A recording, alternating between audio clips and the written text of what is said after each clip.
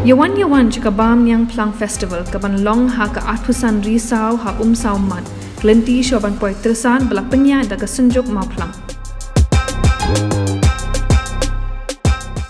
Ka jingilang ka kinhun menteri ka Sorkar Meghalaya Democratic Alliance MDA2 haka khatpratrik risau arjar pulai kalam menjuri ka draft jong ka Meghalaya Street Vendor Scheme arjar pulai ka taban a jingyarap sakibrio ki ba im dak ba nongdie jingdie harud surok bat lynti ïaid. Hapa pentip yakni hakilat patai kubor hadin ke jelang uba polling do menteri badikmi yakna social welfare ka Sorkar jalla bat nong aktien ka Sorkar MDA2 ulong ba ka ne kamat kadai ka bakongsan bha bat ka Sorkar jalla kala pentre kam ain house nam arja arpuar kat kum ka jingtha ka ain Sorkar India house nam arja khat saw ulong ba ka ne ka jing Pynkhreh ni ka draft ka de sibenta jong ki rule jong ka ain ka Sorkar jalla ulong ba shen ka Sorkar kan pentre kam no yakani bat kan lum jingkhen ya ka jingdon ki ba imja da ka ba shong de jingdie harud surok bat lynti. On the first matter, which is the street vendors, as you are aware that there is a central act adopted, passed in 2014 called the Street Vendors Protection of Livelihood and Regulation of Street Vending Act of 2014, under which rules were framed by the state government in 2022. Now, as a part of the process of the framing of these rules, a scheme was conceived known as the Draft Meghalaya Street Vendors Scheme 2023. And today this draft was approved by the Cabinet with a few observations and amendments.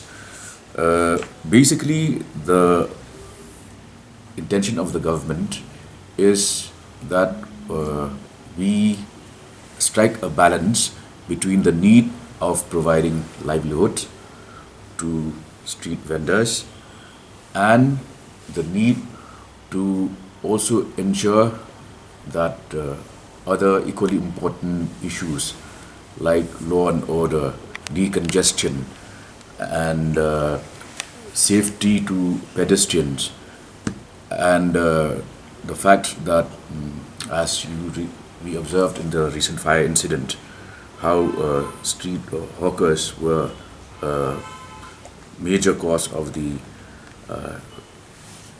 delay in the intervention by the fire services in containing the inferno at Kyrwoh. So today, the scheme was approved. And the salient features of this scheme I can share with you, but broadly it speaks of town vending committees who will be eligible to be identified as legal hawkers. There are a set of criteria clearly laid down. For instance, the person has to possess an epic issued by the Election Commission of India, plus a certificate of at least 3 years residence in Meghalaya. The vendor should have been vending in a particular spot for a minimum of 6 months, and 3, he possesses a valid trade license in areas that are outside of the 3 normal areas under the control of the Shillong Municipal Board. We have also received a number of suggestions from various stakeholders, including the KHADC, KSU, Sanjog Kirang Hawkers Associations, and today, after very detailed discussions, we have been able to finalize this scheme, and what we will now do next is to immediately take up an inventorization we will start with the survey of the street vendors and process the applications of these vendors based on the broad framework which I have spelled out. Then we will also be taking up this special planning in order to decide which are vending and which are no vending zones. And the government would also strive to provide dedicated vending zones and market spaces to the street vendors. So broadly, this is what the scheme is as conceived earlier and as approved by the cabinet today. This will be based on the cabinet decision today. We will notify the scheme and also notify the areas which we will be covering immediately. So it should take about a couple of months. See, in 2 months' time, we will be ready with the registration process. After that, we then decide on which areas will be vending and which areas will be no vending zones.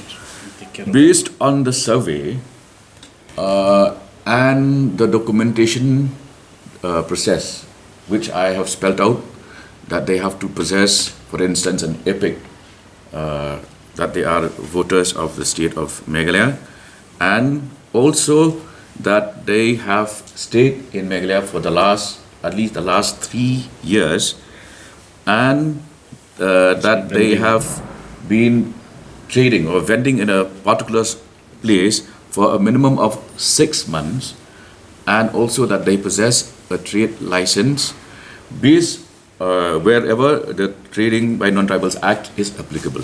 Okay. Based on their having met these conditions, we will then separate, the legal from the illegal, and only legal, authorized, registered vendors will be given spaces in the vending zones.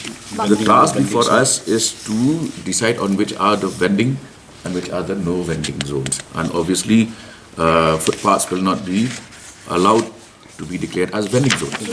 Based on the master plan will be prepared. Based on this master plan and the identification of zones will be based on certain criteria. For instance, we will make sure that these zones will not impede the movement of traffic, the movement of pedestrians, will not cause law and order issues. Those are factors that will be taken into account. We are at the moment talking about open spaces, but when you talk about the matter that you brought up, this relates to markets. We have a plan in mind to also construct hawkers markets. As and when that is done, we will inform. Once this is a specific scheme that only today received the approval of the cabinet. So this scheme will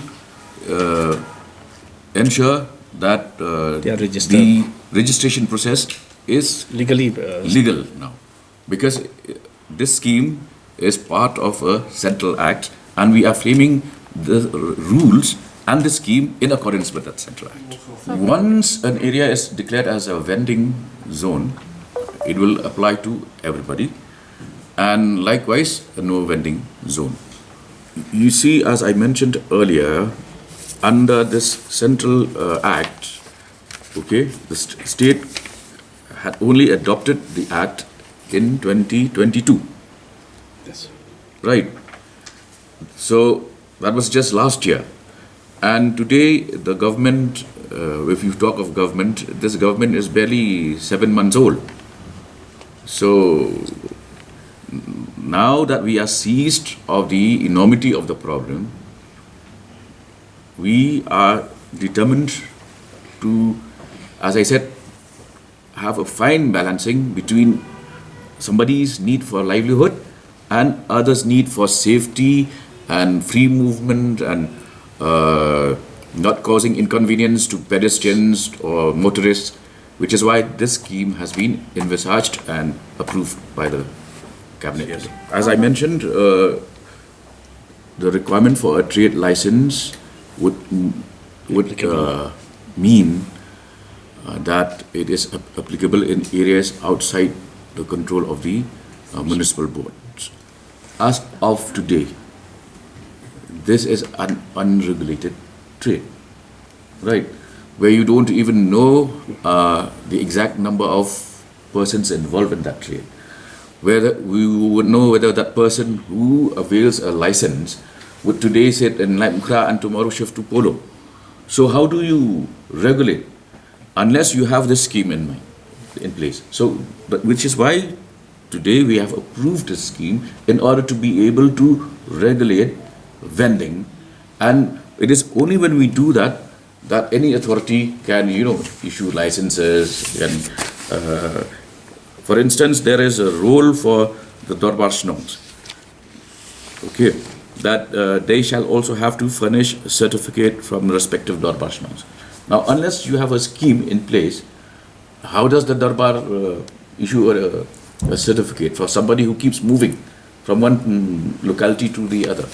Yes, the whole purpose of the scheme is to facilitate registration of these hawkers based on certain parameters, and once they fulfill the criteria as defined by those parameters, we will then have a list, and this list will be put up before the vending committees, the town vending committees, which will then approve the list accordingly. Yeah, you're talking of mobile vending, yes? We have stationary hawkers, we have mobile hawkers.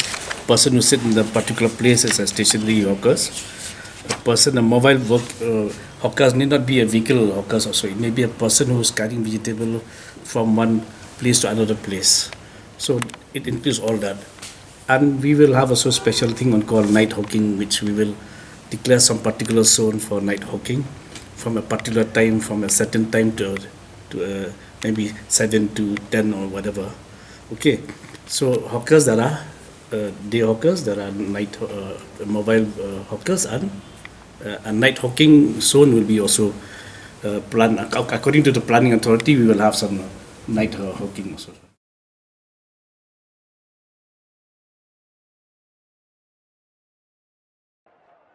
Andy, your wife has been sitting there. She has been ready for a while now. Go for the test. I'm already watching the test, Mom. Son, it is important to take this test at the earliest.